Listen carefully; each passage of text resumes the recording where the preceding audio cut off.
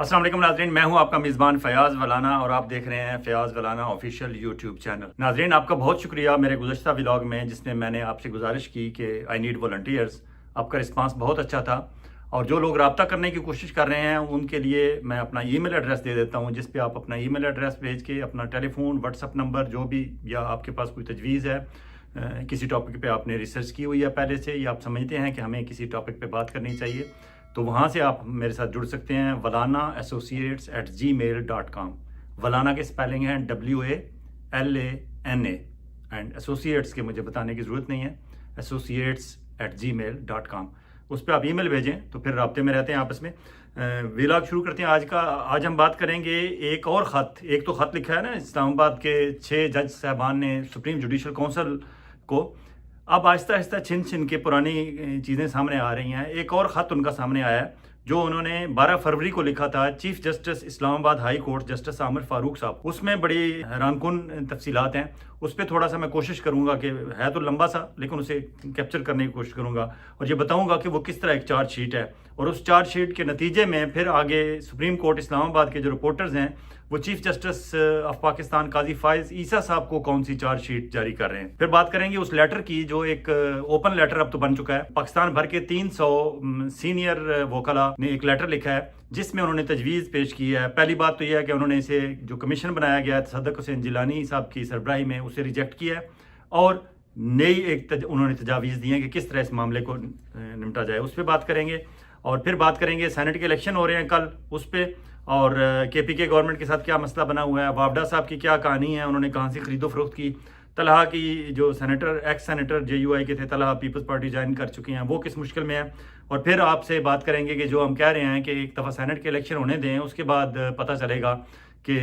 कौन शहबाज शरीफ का कहाँ तक साथ देता है। तो पीपल्स पार्टी के 2 रहनुमाओं ने हल्की हल्की ढोलकी बजाना शुरू कर दी है हुकूमत से कि हम आयत खींच लेने से और मुस्तकबिल के अपने रास्तों के हवाले से। जो जो मुश्किलात बढ़ेंगी शहबाज शरीफ गवर्नमेंट के लिए, पीपल्स पार्टी वाले वापसी का रास्ता नापना शुरू कर देंगे। और फिर बात करेंगे अगर टाइम बचा तो, और आप लोग कहते हैं कि लंबा ना व्लॉग किया जाए, तो अब मैं घड़ी पे नज़र रखूँगा। अगर लंबा हो गया तो इसका पार्ट 2 कर लेंगे, लेकिन मैं प्रॉमिस किया आपसे ऑनलाइन कमेंट सेक्शन में कि मैं लंबा नहीं होने दूंगा, तो अगर थोड़ा बहुत हो जाए तो माफ़ कीजिएगा।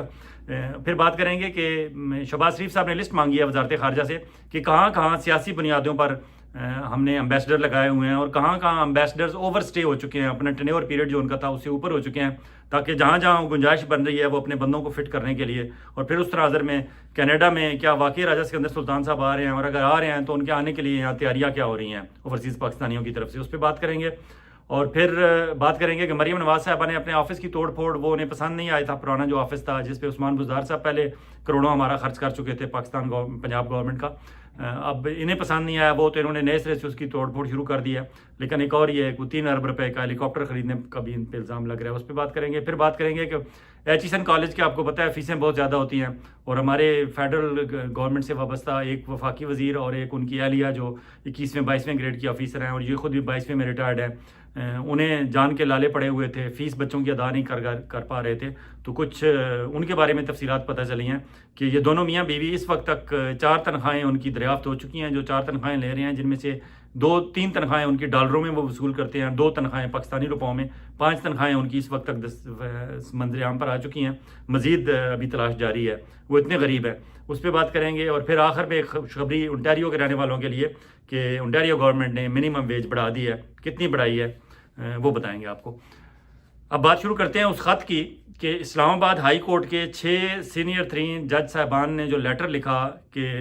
हमारे काम में मुदाखलत कर रही है, इंटेलिजेंस एजेंसीज मुदाखलत कर रही हैं और इंतज़ामिया मुदाखलत कर रही है। इंतज़ामिया में वफाकी हुकूमत इंतज़ामिया शहबाज शरीफ साहब की भी आती है और उनकी अदालती इंतज़ामिया जिसमें chief justice Islamabad high court Aamir Farooq साहब खुद आते हैं कि हम पे इंतज़ामी दबाव भी है और इंटेलिजेंस एजेंसीज का भी दबाव है। वो तफसीलात आपने देख ली। अब उसके साथ जो उन्होंने एक लेटर लगाया था वो उनका पिछला 12 फरवरी का लेटर था, वो भी मंजर आम पे आ चुका है। उस 12 फरवरी के लेटर में जो जिन जज साहबान ने उस पर साइन किए थे, 5 जज साहबान ने साइन किए थे, टोटल 7 हैं excluding chief justice Aamir Farooq साहब। 5 ने साइन किए थे, 2 ने उस लेटर को की तौसीक की थी, वो उस वक्त मसरूफ़ थे किसी और हियरिंग में, تو وہ پہنچ نہیں سکے تھے، لیکن انہوں نے توثیق کی تھی اس کی۔ اس کا مطلب ہے کہ ساتھ کے ساتھ جو اسلام آباد ہائی کورٹ کے ججز تھے وہ اس لیٹر سے، جس کی تفصیلات میں ابھی آپ کو بتانے لگا ہوں، اس کے ساتھ وہ اتفاق کرتے ہیں۔ جنہوں نے توثیق کی تھی وہ محسن اختر کیانی اور حسن گل اورنگزیب ہیں۔ باقی جو 5 ہیں اسلام آباد ہائی کورٹ کے جج صاحبان، انہوں نے یہ لیٹر تحریر کیا تھا۔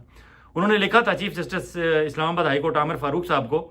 انہوں نے کہا کہ اسلام آباد ہائی کورٹ کی گرتی ہوئی ساکھ کے باعث ہم یہ خط آپ کو لکھ رہے ہیں۔ ہم حلف کے مطابق کام نہیں کر رہے۔ ہم سے مراد پورا اسلام آباد ہائی کورٹ، انہوں نے کہا تھا کہ جو ہم نے حلف اٹھایا ہوا ہے وہ اس کے مطابق ہم کام نہیں کر رہے۔ مزید وہ تفصیلات انہوں نے بتائی ہیں، اور آخر میں وہ کہتے ہیں کہ ہم ادارے کی ساکھ کو پہنچنے والے نقصان سے آنکھیں نہیں چرا سکتے۔ تھوڑی سی تفصیلات بھی انہوں نے دی ہوئی ہیں۔ اور پھر وہ کہتے ہیں کہ مشورہ انہوں نے دیا کہ فل کورٹ اجلاس بلایا جائے اسلام آباد ہائی کورٹ کا، اور وہاں بیٹھ کے ان چیزوں پہ ڈسکس کیا جائے۔ ڈسکشن کن چیزوں پہ وہ چاہتے تھے؟ وہ کہتے ہیں کہ ضلعی عدلیہ کی نگرانی ہمارا کام ہے۔ جتنی اسلام آباد کی لوکل سول ججز ہیں، ایڈیشنل ڈسٹرکٹ سیشن جج ہیں، ڈسٹرکٹ سیشن جج ہیں، جتنی لوکل انتظامیہ ہیں، اس کی نگرانی ہمارا کام ہے۔ اور جب سے آپ چیف بنے ہیں ہماری نگرانی کا عمل کمزور ہے۔ انٹیلیجنس اداروں کی مداخلت سے آزادانہ ہم کام نہیں کر پا رہے۔ پھر انہوں نے آگے مثال دی وہ جو ان کے ایڈیشنل سیشن جج تھے عطار ابانی صاحب کی، اور عطار ابانی صاحب کے بارے میں پتہ چلا ہے کہ وہ انتہائی ڈیڈ آنیسٹ اور تھرو جنٹل مین ہیں، آنیسٹ جج ہیں۔ اور میرے خیال میں اگر یہ عطار ابانی صاحب وہی ہیں جو چکوال سے ہیں، تو پھر انہیں اگر انتقامی کارروائی کے طور پر رحیم یار خان یا صادق آباد بھیجا گیا ہے، تو میں مقتدر حلقوں سے کہتا ہوں کہ اس سے آگے بھی اگر کوئی حلقہ ہے تو وہاں بھیج دیں۔ یہ چکوال کی مٹی کے عطار ابانی صاحب ہیں، یہ باز نہیں آئیں گے اپنے کام سے۔ یہ جہاں کھڑے ہیں یہ وہاں ہی کھڑے رہیں گے، انہیں اب توڑ نہیں سکیں گے اگر یہ وہی عطار ابانی صاحب ہیں چکوال والے۔ تو عطار ابانی صاحب کا قصور کیا تھا؟ ان کا قصور یہ تھا کہ عمران خان کے خلاف ایک نکاح والی اپیل آئی ہوئی تھی، اس درخواست کو انہوں نے ناقابل سماعت قرار دیا تھا، اور اس پہ ظاہر دباؤ تھا ان کا، انہوں نے دباؤ قبول نہیں کیا تھا، اور انہوں نے کہا تھا یہ قابل سماعت ہی نہیں ہے درخواست، اور عمران خان کے خلاف وہ درخواست خارج کر دی تھی، اور انتقاماً انہیں یہاں سے تبدیل کر کے وہاں پہنچا دیا گیا۔ اس کی مثال دی اس لیٹر میں انہوں نے کہ جس طرح اس پہ دباؤ ڈالا گیا عطار ابانی صاحب پہ، اور جس طرح انہیں پھر انتقاماً ٹرانسفر کیا گیا، یہ ایک ایگزامپل تھی۔ آگے وہ کہتے ہیں کہ ہمارے ہاں ایک انسپیکشن ججز کا ایک رول ہوتا تھا۔ انسپیکشن ججز انہوں نے رکھے ہوئے تھے 2 سینئر ترین جج ادر دین چیف جسٹس آف پاکستان، وہ انسپیکشن ججز کی ایک ٹیم تھی، اور وہ جتنے کیسز آتے تھے وہ انسپیکشن ججز کی مشاورت سے طے کیے جاتے تھے کہ کون سی ہیئرنگ کون سا بینچ کرے گا، کتنا بینچ ہوگا، کہاں ہوگی، کب شروع ہوگی، کیا ان کا ٹائم فریم ہوگا، انسپیکشن ججز کی ٹیم کرتی تھی۔ تو انہوں نے کہا کہ آپ جب سے آئے ہیں آپ نے سارے فیصلے خود شروع کر دیے ہیں بطور چیف جسٹس عامر فاروق صاحب، آپ نے انسپیکشن ججز کا جو رول تھا اور ان کا وہ سارا رول ہی آپ نے ختم کر دیا ہے۔ پھر انہوں نے کہا کہ ہم پہ طے ہوا ہے اور ہم پہ لاگو ہے کہ ہم عدالتی کارروائی صبح 8:30 بجے شروع کریں اور 3 بجے تک جاری رکھیں۔ 3 بجے کے بعد اگر ہم بیٹھتے ہیں تو ہم چیمبر میں بیٹھ کے اپنا کوئی چیمبر ورک ہے وہ کر لیتے ہیں، یا اور کوئی مشاورت ہے یا کوئی اور کام ہے وہ کر لیتے ہیں، لیکن عدالتی ہمارا جو ٹائم ہے 8:30 سے 3 بجے تک ہے، اس کے بعد ہمیں نہیں کرنا چاہیے ہمارے رولز ریگولیشنز کے مطابق۔ لیکن انہوں نے کہا کہ جس طرح کچھ سیاسی مقدمات میں جس طرح ساری رات سماعت ہو رہی ہے اور دنیا دیکھ رہی ہے اور ہم پہ ہنس رہی ہے، یہ قابل غور ہے، ہمیں اس پہ بیٹھ کے بات کرنی چاہیے۔ یہ وہی مقدمات تھے جو اڈیالہ جیل میں ہو رہے تھے، عمران خان کے خلاف پوری رات مقدمات چل رہے تھے، حتیٰ کہ ایک مقدمے میں تو جج صاحب جو ہے نڈھال ہو گئے تھے کرسی سے، اور انہیں اٹھا کے پھر اڈیالہ جیل کے اندر جو ہاسپٹل قائم ہے قیدیوں کے لیے وہاں لے جایا گیا تھا، اور وہاں ان کے ڈرپس وغیرہ لگی تھی، ان کو یہ حالت ہو گئی تھی، جج بیٹھا بیچارہ بے ہوش ہو گیا سیٹ پہ ہی۔ پھر انہوں نے ایگزامپل دی، انہوں نے کہا کہ عطر من اللہ صاحب کے دور میں سینئر ترین جج کے پاس یہ اختیار ہوتا تھا کہ وہ فکس کرتا تھا سارے کیسز، لیکن آپ جب سے چیف بنے ہیں آپ نے وہ اختیار سینئر ترین جج کا جو اختیار تھا وہ آپ نے اپنے ہاتھ میں رکھا ہوا ہے، اور یاد رہے کہ سینئر ترین جج اس وقت محسن اختر کیانی ہے، ان کے پاس یہ اختیار ہونا چاہیے تھا۔ پھر انہیں یہ بتایا گیا تھا کہ جب عطر من اللہ چیف جسٹس اسلام آباد ہائی کورٹ تھے اس وقت آپ سینئر ترین جج تھے اور آپ کو اس اختیار کا پتہ تھا، آپ اس اختیار کو استعمال کر رہے تھے۔ اب جب آپ چیف جسٹس اسلام آباد ہائی کورٹ بن گئے ہیں تو آپ کو چاہیے تھا کہ یہ اختیار آپ آگے جو سینئر ترین ہیں جسٹس محسن اختر کیانی انہیں دے دیتے، لیکن آپ نے یہ انہیں نہیں دیا، آپ اپنے طور پر ہی سارا کچھ کر رہے ہیں، اور آپ یہ بھی نہیں کہہ سکتے کہ مجھے اس اختیار کا علم نہیں، کیونکہ آپ عطر من اللہ صاحب کے ٹینور کے دوران آپ یہ استعمال کرتے رہے ہیں۔ پھر آگے انہیں کہا گیا کہ ایک کیس میں ٹیریان کیس میں جو سیتا وائٹ کی بیٹی ہے ٹیریان کیس، اس کے بارے میں ایک کیس تھا اور اس میں 2-1 سے فیصلہ ہو چکا تھا اور آپ نے اس فیصلے کی صرف توثیق کرنی تھی، لیکن جب آپ کے پاس فیصلہ پہنچا ہمارے اسلام آباد ہائی کورٹ کے 3 معزز جج صاحبان کا جو 2-1 سے فیصلہ جو بھی شہری جس نے درخواست دی ہوئی تھی ٹیریان کیس میں عمران خان کے خلاف کیس چلانے کی، وہ جب ریجیکٹ ہو گئی تھی تو آپ کے پاس جب یہ پہنچا تھا تو آپ نے صرف توثیق کرنی تھی، آپ کا اتنا اختیار تھا، لیکن آپ نے ایک پریس ریلیز کے ذریعے وہ بینچ تحلیل کر دیا تھا، حالانکہ وہ بینچ اپنا فیصلہ سنا چکا تھا۔ آپ یہ نہیں کر سکتے تھے، آپ نے یہ غیر قانونی کام کیا اور غلط کیا تھا آپ نے، یہ اس لیٹر میں جسٹس عامر فاروق صاحب کو بتایا گیا۔ انہیں بتایا گیا کہ اسلام آباد ہائی کورٹ کی آزادی کے حوالے سے انٹیلیجنس کی ایجنسیز کا جو کردار ہے، جس طرح وہ ہمارے ایک ایک جج پہ مختلف مقدمات کے حوالے سے اور بالخصوص سیاسی مقدمات کے حوالے سے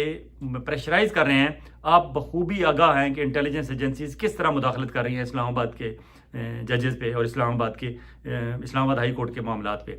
اور پھر ججز کی پرائیویسی کی خلاف ورزی ایک معمول بن چکا ہے، اور آپ نے اس سلسلے میں آپ کو بارہا یاد دہانی کرائی گئی، بتایا گیا آپ نے ان دونوں معاملات پہ کچھ نہیں کیا۔ پھر تجویز کیا گیا کہ آپ فوری طور پر فل کورٹ میٹنگ بلائیں تاکہ ادارے کو درپیش چیلنجز سے نمٹا جا سکے اور کوئی آئندہ کا لاہ عمل طے کیا جا سکے۔ یہ اس لیٹر میں کہا گیا کہ آپ سے یہ کہا گیا تھا لیکن آپ نے نہیں کیا۔ یہ لیٹر پورا لمبی تفصیل ہے، لیکن میں اس میں سے صرف چند چیزیں میں نے نکال کے آپ کو بتائی ہیں۔ یہ لیٹر اگر دیکھا جائے تو یہ ایک مکمل چارج شیٹ ہے عامر فاروق صاحب کے خلاف، ان کے اپنے ہی جج صاحبان کی، اور ساتوں کے ساتوں جج صاحبان نے، 5 نے لکھا ہے لیٹر، 2 نے توثیق کی ہے، ساتوں کے ساتوں نے یہ چارج شیٹ جاری کی ہے۔ اب مطیع اللہ جان صاحب کی وہ بات، مطیع اللہ جان سپریم کورٹ کے اسلام آباد کے ایک سینئر رپورٹر ہیں، اسلام آباد ہائی کورٹ بھی بڑے عرصے سے کور کرتے ہیں، سپریم کورٹ بھی بڑے عرصے سے کور کرتے ہیں، اور ایک نام ہے ان کا۔ مطیع اللہ جان صاحب نے ایک انٹرویو میں کہا ہے، اور ان کی بات میں وزن ہے، انہوں نے کہا ہے کہ عامر فاروق صاحب کو اس لیے طلب نہیں کیا جا رہا اور ان سے کوئی چیف جسٹس اسلام آباد، chief justice of supreme court یا سپریم جوڈیشل کونسل والے اس لیے نہیں بلا رہے اور یہ معاملہ ادھر نہیں لے کے جا رہے تصدق جیلانی صاحب کی کمیشن کی طرف، اس لیے لے گئے ہیں کیونکہ اگر سپریم جوڈیشل کونسل میں چیف جسٹس اسلام آباد ہائی کورٹ عامر فاروق صاحب کو بلایا جائے اور انہیں کہا جائے کہ یہ آپ کے خلاف جو چارج شیٹ آپ کے اپنے ہی جج صاحبان نے لگائی ہے اس کا جواب دیں، تو عامر فاروق صاحب جواب نہیں دیں گے، بلکہ وہ chief justice supreme court of Pakistan قاضی فائز عیسیٰ صاحب اور ان کے دیگر جو ساتھی جو سپریم جوڈیشل کونسل میں بیٹھے ہوئے ہوں گے 4-5 ارکان، ان کا جو کچھ کچا چٹا ہوگا، انہوں نے جو وارداتیں اس طرح کی ڈالی ہوئی ہیں جس طرح عامر فاروق صاحب کے بارے میں یہ چارج شیٹ ہے، وہ ان کے سامنے رکھ دیں گے اور کہیں گے کہ میں جواب بعد میں دوں گا، پہلے آپ جواب دیں۔ یہ مطیع اللہ جان صاحب نے کہا ہے، اور مطیع اللہ جان صاحب کی بات میں وزن ہے، کیونکہ یہ مطیع اللہ جان صاحب اکیلے نہیں ہیں اس بات میں۔ مطیع اللہ جان صاحب کے علاوہ chief justice supreme court of Pakistan قاضی فائز عیسیٰ صاحب کے بارے میں حسنات ملک ایکسپریس ٹریبیون کے رپورٹر ہیں، میرے بہت اچھے جاننے والے ہیں، برخوردار ہیں، ہم نے اکٹھے کام کیا ہے، اور اپ رائٹ جرنلسٹ ہیں، ان کی بڑی رسپیکٹ ہے۔ مطیع اللہ جان صاحب کے ساتھ ساتھ حسنات ملک اور اسد طور انتہائی جونیئر ہیں، لیکن اسد طور نے بھی ان جرنلسٹوں میں اسد طور کا بھی شمار ہوتا ہے، اور بھی ہیں لیکن 3 یہ نام مجھے ابھی یاد آئے، یہ وہ ہیں جو قاضی فائز عیسیٰ صاحب کے بارے میں بہت، ان کے بارے میں they were talking really high about him، بہت ان کی تعریف کرتے تھے کہ قاضی فائز عیسیٰ صاحب جب آ جائیں گے chief justice supreme court of Pakistan تو پتہ نہیں پاکستان میں بنیادی شخصی آزادیوں کے حوالے سے کیا ہو جائے گا، اور یہ کہتے تھے کہ یہ سول سپریمیسی کے حوالے سے، سول بالادستی کے حوالے سے، انصاف اور قانون کی عملداری کے حوالے سے پاکستان کی تاریخ بدل جائے گی، یہ ان کا تھا۔ اب ایکسکیوز مائی لینگویج، مطیع اللہ جان صاحب اب کیا کہتے ہیں، انہوں نے کہا ہے کہ بنیادی انسانی حقوق، انصاف، سول بالادستی، شخصی اور جمہوری آزادیوں کے حوالے سے ہم سب جو اتنے عرصے سے ایک پہاڑ کھود رہے تھے، اس کے آخر میں ہمیں کیا ملا؟ چوہا۔ یہ مطیع اللہ جان صاحب کہہ رہے ہیں۔ ناظرین، اب مطیع اللہ جان صاحب کے اس تبصرے کے اوپر مزید تبصرے کی گنجائش نہیں بچتی۔ ایک ٹاپک پہ اور بات کر لیتے ہیں اور پھر اس ولاگ کو یہاں ہی ختم کرتے ہیں، کیونکہ آپ کا جو انتباہ ہے کہ اسے مختصر رکھا جائے وہ میرے ذہن میں ہے۔ دوسرا خط جس پہ بات کرنی ضروری میں سمجھتا ہوں وہ ہے جو پاکستان کے 300 وکلاء نے ایک لیٹر لکھا ہے، اور یہ اب ایک قسم کا اوپن لیٹر ہو چکا ہے کیونکہ پورے پاکستان میں ہر بندہ اسے ڈسکس کر رہا ہے۔ لکھا تو انہوں نے چیف جسٹس سپریم کورٹ قاضی فائز عیسیٰ صاحب کے نام لکھا ہے اور سپریم جوڈیشل کونسل کے نام لکھا ہے۔ وہ کہتے ہیں کہ ہم یہ جو آپ نے کمیشن بنایا ہے تصدق جیلانی صاحب کی سربراہی میں، ہم اسے مسترد کرتے ہیں، اور مسترد کرنے والوں میں ان 300 وکلاء میں دوسرے نمبر پہ جس بندے نے سائن کیا ہے اسے، وہ تصدق حسین جیلانی صاحب کے اپنے صاحبزادے ثاقب گیلانی صاحب ہیں، اور ثاقب جیلانی یا گیلانی لکھا ہوا ہے لیکن شاید جیلانی ہی ہوں گے۔ ثاقب صاحب نے اگر ان کے بیٹے نے اگر ریجیکٹ کر دیا ہے تو باقی 299 جو ہیں ان کو تو ان کے نام یہاں بتانے کی ضرورت نہیں ہے، وہ بھی یقیناً انتہائی انفلوئنشل ہوں گے اور انتہائی اچھے شہرت کے عامل ہوں گے۔ فار ایگزامپل سلمان اکرم راجہ ہیں، ایمان مزاری ہیں، اور بہت سارے ہیں جن کا بلا تفریق ہے، ان کا تعلق پاکستان بار کونسل سے بھی ہے، ان کا تعلق بار ایسوسیشن سے بھی ہے، سپریم کورٹ بار ایسوسیشن سے بھی ہے، ان کا تعلق آسمان جہانگیر گروپ سے بھی ہے، ان کا تعلق حامد خان گروپ سے بھی ہے۔ ٹوٹل یہ جو 300 ہیں انہوں نے یہ لیٹر لکھا ہے، اور اس لیٹر میں انہوں نے لکھا ہے کہ ایک تو تصدق جیلانی صاحب کی سربراہی میں جو کمیشن بنایا اسے ہم ریجیکٹ کرتے ہیں، دوسرا انہوں نے تجویز کیا ہے، انہوں نے تجویز یہ کیا ہے کہ سپریم کورٹ آف پاکستان میں جتنے دستیاب ججز ہیں ان کا ایک فل کورٹ بینچ بنایا جائے، وہاں اس معاملے کی ہیئرنگ کی جائے، ان جج صاحبان کو جو اسلام آباد ہائی کورٹ کے 6 جج صاحبان ہیں جنہوں نے یہ لیٹر لکھا ہے ان کو بھی بلایا جائے، باقاعدہ اس کی سماعت ہو اور اس سماعت کو باقاعدہ لائیو پوری قوم کو دکھایا جائے تاکہ دودھ کا دودھ اور پانی کا پانی ہو جائے، پتہ چل جائے کہ یہ 6 جج صاحبان جو ہیں انہوں نے یہ کیوں لکھا، ان کو کیا خطرات اور خدشات درپیش تھے، اور ان کے جو کچھ انہوں نے اس میں لکھا ہے اس میں کتنی حقیقت ہے، اور جو اس میں ملوث پایا گیا ہے اس نیگلیجنس میں، اس میں اگر چیف جسٹس اسلام آباد ہائی کورٹ عامر فاروق صاحب ہیں یا ان کے رجسٹرار ہیں یا اور لوگ جو بھی ہیں یا فیڈرل گورنمنٹ کے کوئی انتظامیہ کے لوگ ہیں یا D G I S I ہیں یا آئی ایس آئی کے ڈی جی سی ہیں یا ان کے کوئی اہلکار ہیں لوکل اسلام آباد ڈٹ کے، اگر جو بھی ہیں تو انہیں طلب کیا جائے اور پوچھا جائے اور سنا جائے ان سے، اور پھر یہ پتہ چل جائے کہ کیا ان کے جو 6 جج صاحبان نے لیٹر لکھا ہے ان کے ان الزامات اور خدشات میں کتنی حقیقت ہے اور کتنی نہیں، اور پھر وہاں ہی فیصلہ سنایا جائے۔ بڑی صاحب تجویز ہے ان کی، یہی چاہتے تھے یہ جج صاحبان، لیکن کیونکہ قاضی فائز عیسیٰ صاحب بھی اس سے بچنا چاہتے تھے، شہباز شریف صاحب بھی اس سے بھاگ رہے ہیں، اور منصور علی شاہ صاحب ہی از اندر کریکٹر، وہ بھی بھاگ رہے ہیں، اور اس لیے انہوں نے ڈائیورٹ کرنے کے لیے یہ ایک آسان سلوشن نکالا ہے کہ ایک کمیشن بنا دیتے ہیں۔ فیڈرل گورنمنٹ جس طرح مختلف معاملات پہ کمیشن بنانے کا حق رکھتی ہے، وہ حق استعمال کرتے ہوئے کمیشن بناتے ہیں، اس کا سربراہ تصدق جیلانی صاحب کو بنا دیتے ہیں۔ تصدق جیلانی صاحب کون ہے میں آگے چل کے آپ کو بتاؤں گا کہ ان کی کیا کریڈینشلز ہیں اور انہیں کیوں لگایا گیا ہے۔ تو چند دن وہ ہیئرنگ کریں گے، اس کے بعد اپنا ایک فیصلہ سنا دیں گے اور یہ معاملہ دب جائے گا، لیکن یہ معاملہ دبنے والا نہیں، کیونکہ ان الزامات پہ دیکھا جائے، اور یہ اب ایک اور لیٹر نکلا ہے اور ایک اور اس کے بعد ایک اور لیٹر نکلے گا، کیونکہ انہوں نے کوئی ایک لیٹر نہیں لکھا، مسلسل وہ لکھتے رہے عامر فاروق صاحب کو۔ عامر فاروق صاحب نے کچھ نہیں کیا، وہ اس سے پہلے جو سابقہ chief justice of Pakistan Umar Ata Bandial تھے انہیں بھی ملے تھے، انہیں بھی بتایا تھا، اور اس کی کاپی قاضی فائز عیسیٰ صاحب، کیونکہ قاضی فائز عیسیٰ صاحب اس وقت سیکنڈ سینئر موسٹ جج تھے سپریم کورٹ میں، انہیں بھی بھیجا تھا، تو ان سب لوگوں کے نوٹس میں تھی یہ بات۔ انہوں نے کہا کہ ہمارے اس موقف کی، یہ جو تصدق جیلانی صاحب کے بیٹے کے بارے میں بات تھی، کہ ابھی میں کل ہی اپنے ایک ولاگ میں کہہ رہا تھا کہ یہ جو کچھ کر رہے ہیں یہ لوگ عمران خان کی مقبولیت کا بند باندھنے کے لیے اور عمران خان کی مقبولیت کے آگے کھڑے ہو کے سارے غیر قانونی، غیر قائنی اور غیر اخلاقی کام جو کر رہے ہیں جو لوگ، چاہے وہ مکنہ میں ہیں، ہماری آرمی میں ہیں، ہماری اسٹیبلشمنٹ میں ہیں، سول اسٹیبلشمنٹ ہے، ملٹری اسٹیبلشمنٹ ہے، حکومت ہے، یہ سپریم کورٹ میں ہے، اسلام آباد ہائی کورٹ میں ہے، جو عمران خان کے راستے میں اور عمران خان کی مقبولیت سے ڈر کر غیر قانونی، غیر اخلاقی اور غیر آئینی کام کر رہے ہیں، میں نے اپنے گزشتہ ولاگ میں کہا تھا کہ یہ لوگ تاریخ کو کیا جواب دیں گے، یہ تو اپنے بچوں سے بھی ان سے بھی آنکھیں چرائیں گے اور ان کو بھی جواب نہیں دے سکیں گے۔ ابھی ایک دن میں یہ بات ثابت ہو گئی کہ ثاقب گیلانی صاحب جو تصدق جیلانی صاحب کے صاحبزادے ہیں، وہ لیٹر میں لکھ رہے ہیں کہ ابا جان آپ جو کام کرنے جا رہے ہیں، جس کمیشن کی آپ نے سربراہی قبول کی ہے، یہ آپ غلط کر رہے ہیں، یہ کمیشن ہی غلط ہے، یہ کمیشن نہیں ہونا چاہیے اور آپ کو بھی یہ قبول نہیں کرنی چاہیے۔ یہ تو حالات ہیں ان کے، اور میرے خیال میں یہ جتنے لوگ عمران خان کے خلاف سارا دن جال بنتے رہتے ہیں اور ان جو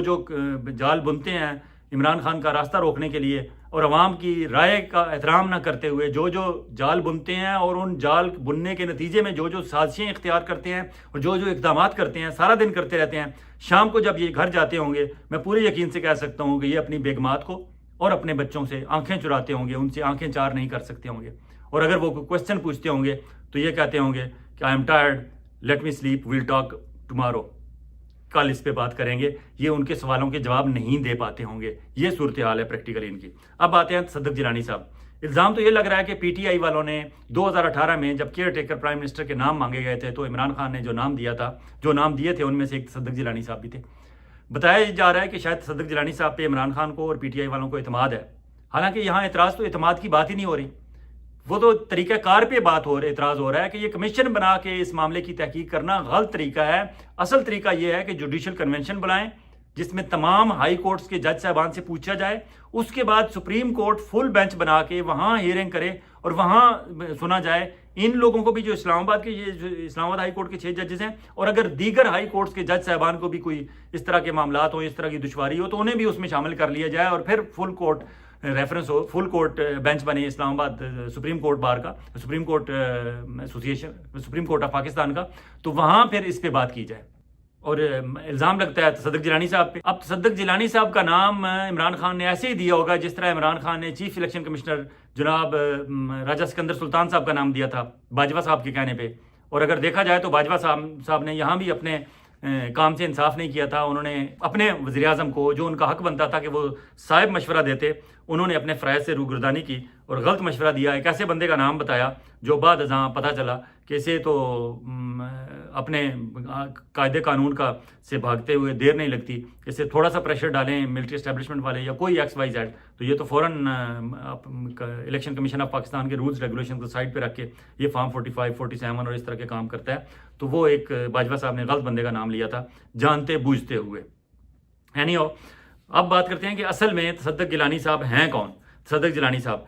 جیلانی صاحب یہ تو تعارف ہوا پی ٹی آئی کے حوالے سے. اب دیکھتے ہیں کہ تصدق جیلانی صاحب کو اس وقت شہباز شریف صاحب کیوں نامزد کر رہے ہیں اس کمیشن کے لیے.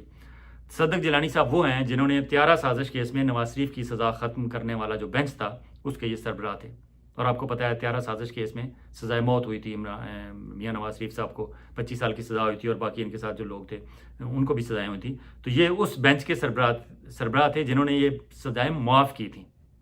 سزا ختم کی تھی. 2009 میں شریف برادران کی نااہلی ختم کرنے والے بینچ کی سربراہی بھی تصدق جیلانی صاحب نے کی تھی. 2011 میں نواز شریف کے خلاف غیر قانونی طور پر پلاٹوں کی بندر بانٹ کے کیس میں ریلیف دینے والے بینچ میں بھی یہ شامل تھے. ان عدالتی فیصلوں کے بعد نواز شریف الیکشن لڑنے اور تیسری بار وزیر اعظم بننے کے بھی اہل ہوئے تھے. 2014 میں نواز شریف نے تصدق جیلانی کو ریٹائرمنٹ کے بعد بھی فول پروف سیکورٹی دی تھی. نواز شریف صاحب نے وزارت داخلہ کو سابق چیف جسٹس تصدق جیلانی کے بیٹے کو ممنوعہ اسلحہ لائسنس جاری کرنے کی اجازت بھی دی تھی. یہ نواز شریف صاحب کی نواسیات ہیں ان پہ, اور ان کی نواسیات تو میں آپ کو پہلے بتا چکا ہوں. اکتوبر 2017 میں نون لیگی حکومت نے کلبھوشن یادیو کیس میں تصدق جیلانی کو عالمی عدالت انصاف میں ایڈ ہاک جج مقرر کیا تھا. اور عالمی عدالت انصاف میں جب یہ گئے تھے تو اس کے بارے میں کچھ ہمارے سینئر صحافی بتا چکے ہیں کہ وہاں جب گئے تھے تو یہ ہوٹل میں پہنچنے کے بعد یہ پیش ہی نہیں ہوئے تھے اور انہوں نے کہا تھا میں بیمار ہو گیا ہوں. یہ بیمار ہو گئے تھے اور اس طرح انہوں نے کلبھوشن یادیو کا معاملہ جو ہے اس میں اس طرح پاکستان کو پریزنٹ نہیں کیا تھا جس طرح انہیں کرنا چاہیے تھا. اس ولاگ کو یہاں ہی ختم کرتے ہیں اور اس کے بعد پارٹ 2 میں آپ کی خدمت میں حاضر ہوتے ہیں. آپ اپنا اور اپنے گرد و نواح کے لوگوں کا اسی طرح خیال رکھیے گا جس طرح آپ چاہتے ہیں کہ آپ کا خیال رکھا جائے. اللہ حافظ.